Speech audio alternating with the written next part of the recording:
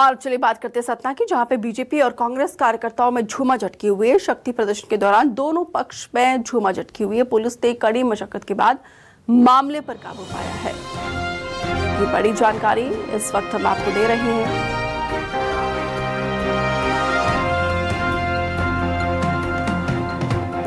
तो चुनाव प्रचार के आखिरी दिन दिग्गजों ने हुंकार भरी है।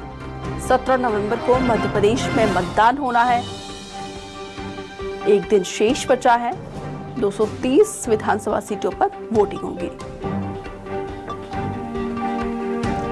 मध्य प्रदेश की 230 विधानसभा सीटों पर 17 नवंबर को वोटिंग होनी है। वोटिंग को लेकर चुनाव आयोग की तैयारियां हो चुकी है, तो वहीं चुनावी सामग्री वितरण को लेकर भी व्यापक तैयारियां हो गई है।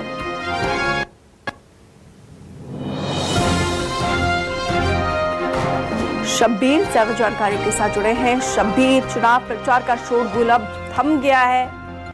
एक दिन शेष बचे हैं और ये एक दिन भी काफी ज्यादा महत्वपूर्ण और क्रूशियल रहता है प्रत्याशियों के लिए, क्योंकि इसी एक दिन में कहीं ना कहीं वोटर सेट करता है अपना माइंड सेटअप कि किसे हमें वोट करना है।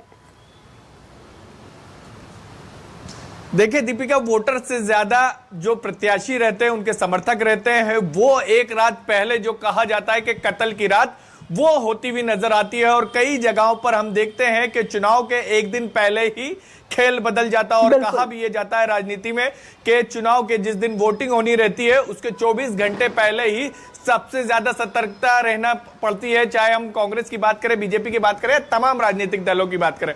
और अब शुरू होता है बंद कमरों का खेल, यानी कमरा बंद बैठकों का दौर। और इस वक्त की बात की जाए तो तमाम कांग्रेस और बीजेपी, आम आदमी पार्टी, सपा, बसपा, जहां पर मजबूती से तीसरा दल भी चुनाव लड़ रहा है, वहां पर बंद कमरे में मीटिंगों का दौर शुरू हो चुका है। चुनावी दौर जो शोर था वो पूरी तरीके से थम चुका है।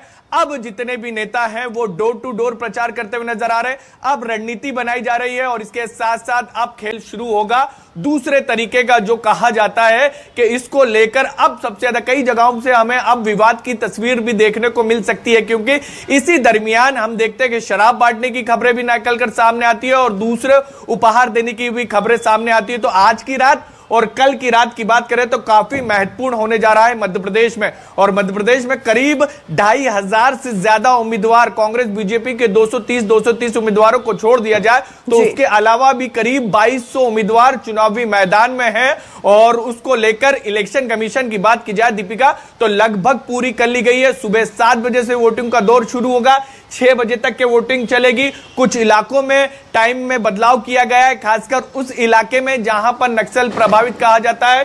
3 बजे के आसपास ही वहां पर वोटिंग हो सकेगी। लेकिन पूरी तैयारियों की बात करें तो इलेक्शन कमीशन ने पूरे चप्पे चप्पे पर पुलिस बल तैनात रहेंगे। कई नए प्रयोग भी किए गए हैं, जैसे हम 80 साल के जो बुजुर्ग लोग हैं उनको लेकर नई तैयारियां की गई है। इसके साथ साथ पोलिंग बूथ की बात करें तो वहां पर, और दोनों पार्टियों की बात करें खासकर कांग्रेस और बीजेपी की, तो पूरी तरीके से बिल्कुल शब्बीर, खूब नवाचार हो रहा है इस बार। जो बुजुर्ग है, जो दिव्यांग है, उनके लिए तमाम फैसिलिटी दी जा रही है और नवाचार तो यहाँ पे खुलकर हुआ है इस बार। जिस तरीके से बीजेपी ने एक्सपेरिमेंट किया है और वादों की जड़ी पहले से वो लगा चुके हैं और खूब यहाँ पे इस बार जो है एक नहीं बल्कि दोनों ही पार्टी की तरफ से एक्सपेरिमेंट किया गया। जिस तरीके से आप कह रहे हैं कि कत्ल की रात आज रात की रात रहने वाली है और कहीं ना कहीं अब स्ट्रैटेजी जो है अब शुरू हो गई होगी अब तमाम सियासी दलों की।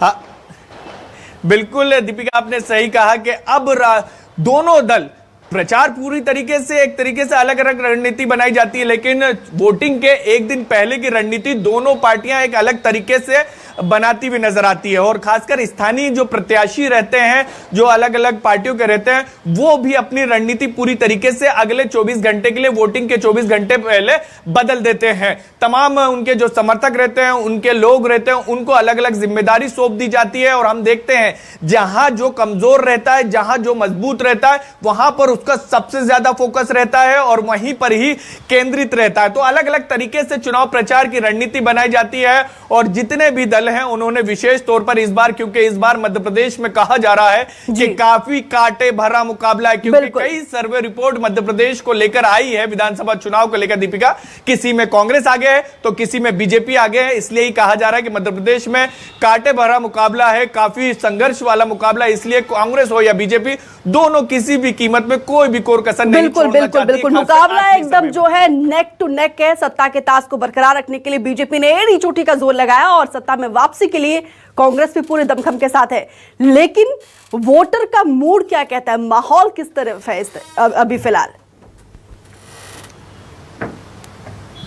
देखिए दीपिका, हम कई इलाकों में गए, मालवा निमाड़ हो, महाकौशल हो, ग्वालियर चंबल की बात करें, सभी इलाकों में गए, लेकिन इस बार की बात की जाए तो इस बार वोटर साइलेंट है।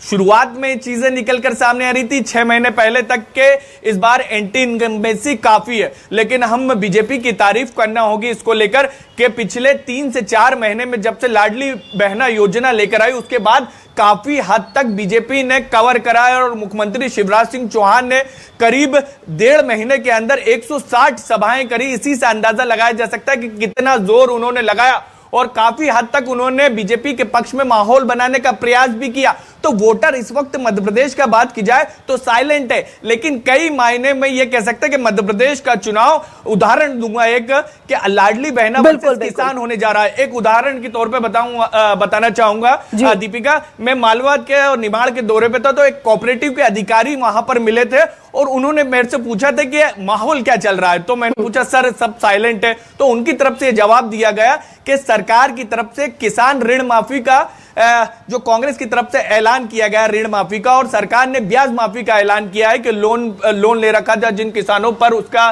ब्याज चढ़ा हुआ था उनका माफी का ऐलान करा था, लेकिन किसान ने माफी के बावजूद भी